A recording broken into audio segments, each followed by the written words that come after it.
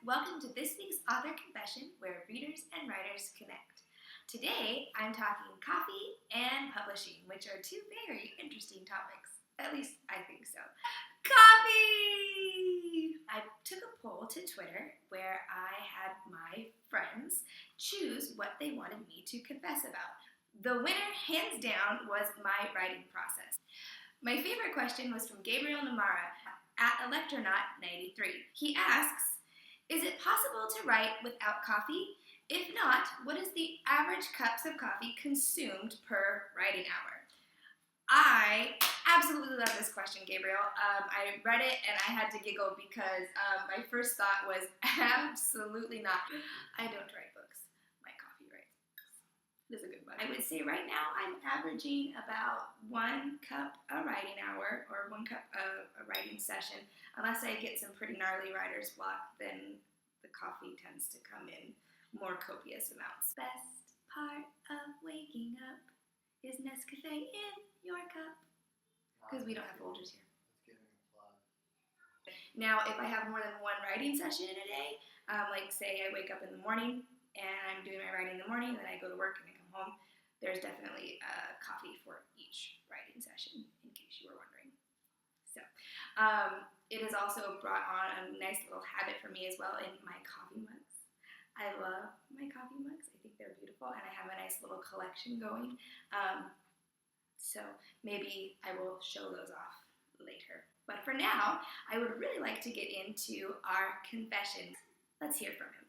Today, I have Mike Burton. He is a self-published author. His most recent upload is Maladaptive. Mike, can you tell us a little bit about your book? Yeah, well, Maladaptive is about a 20-something barista in a big city. And she lives with fibromyalgia and finds out that all of a sudden there's an angel and a demon following her around, and the world is suddenly tossed into chaos with Armageddon starting, and she is somehow part of the puzzle to stop it from happening. Very cool. So it sounds like you got a little bit of a paranormal kind of feel to your writing. A little bit, yeah. I mean, I try to write mostly what feels realistic in real life, and then I give it a little twist that it's like, oh, okay, this is different. Very cool, very cool. So you mentioned when you had emailed me that you are a member of several writing groups. So tell me, how does being in a writing group help you with your craft?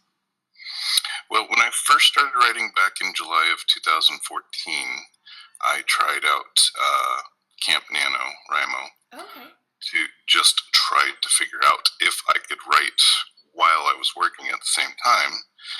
And I wrote a short story, which went really quickly, and I was like, okay, I can do this. And then I started doing Nano the next November and wrote my novel and finished it and completed it. And I was like, okay, I can do this. And I fell in with a group of people that were on a chat room. So I'm actually part of 2 different chat groups, and we help bolster each other's performance. We do sprints all the time. We do writing prompts, and it's just a good place to connect with other people, especially since I write alone. So you did Nano. Nano is intense. So it is very intense.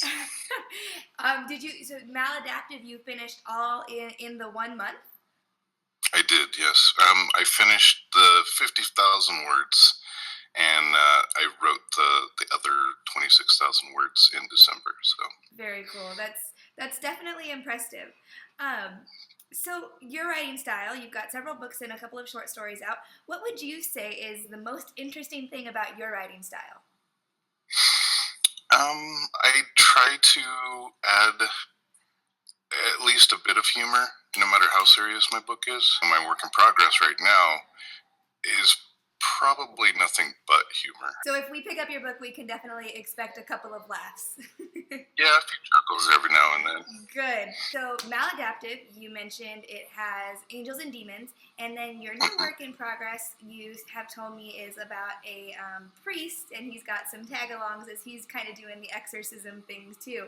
Right. So it sounds kind of like you've got a bit of religious undertones going on in your works. Is there anything personal about this for you, or just this is what kind of interests you? Well, the idea for Praising Cain, the work in progress, came from my fiance who lives in Florida. And it was an idea that she gave me the day before Nano, and I just took off and wrote it. But no, nothing really.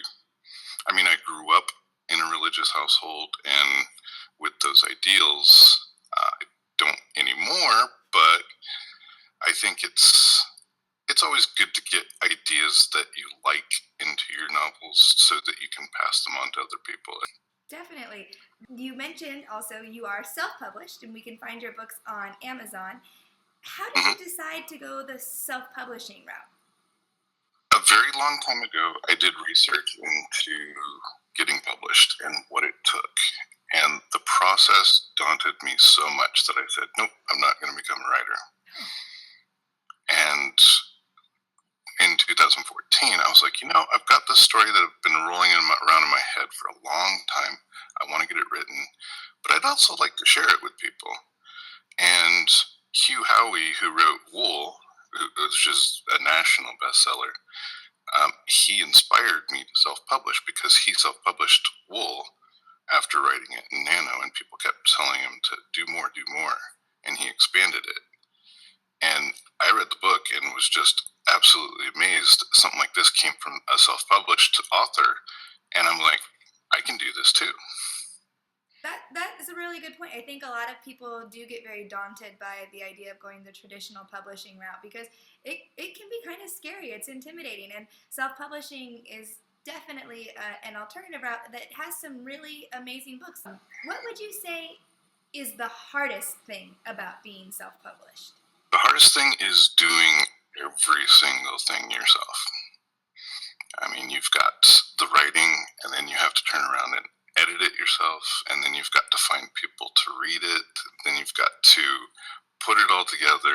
I do my own book covers, so it's daunting in and of itself that you do everything yourself, but then again, you've got that control. You can say, this is what I am putting out there, and I think it feels more of it's your thing than if someone else is going, change this, change that.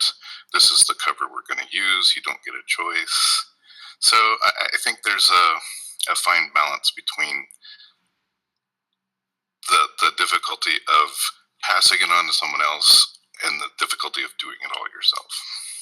Very true. So, Mike, thank you so much for confessing to me and sharing a little bit of your publishing knowledge. Could you tell my viewers where they can find you and your books if they'd like to connect? Well, all of my books are available on Amazon.com. They're all available for the Kindle. Unlimited is also available in paperback through CreateSpace, but you can get it on Amazon.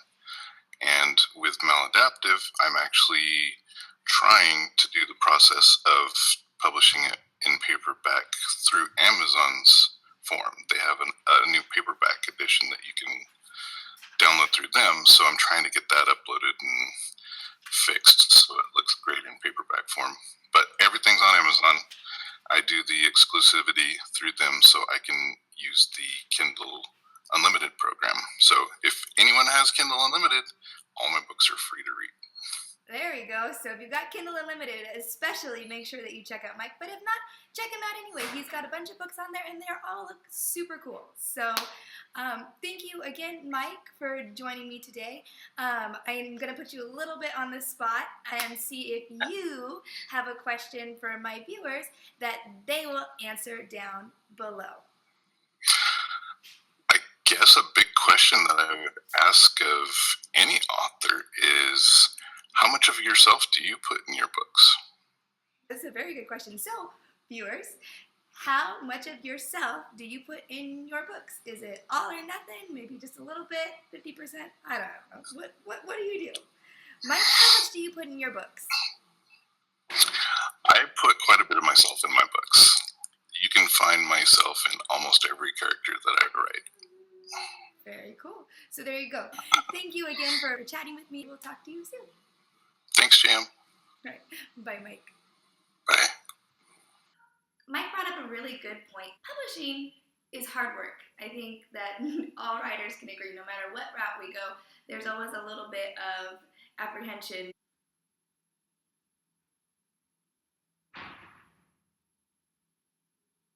My best piece of advice is do your research. Find out what is your best fit. Whether you go indie, Big Five, or self-publishing, make sure that you are passionate about your work and that you find a publisher who's just as passionate about getting it out there. Boom. I would drop the mic, but then I have to drop my coffee. Our quick pitches today are 3 different authors, all in different stages of their works. Take a listen and see what you think. Hey guys, my name's Diana. Julie asked me to do a pitch for some of the work I'm doing on a website called Wattpad.com. The work I'd like to talk about is Soulmate, and it's about a girl who dies. She meets her soulmate, and she's kind of conflicted because she doesn't know what to do exactly. She feels like it's a mistake, something's happened, and she also has no feeling whatsoever for this male companion that they've dictated as her soulmate.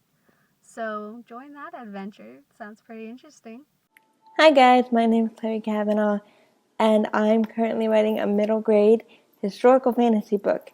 It's about a 15-year-old girl named Penelope set during the crux of World War II.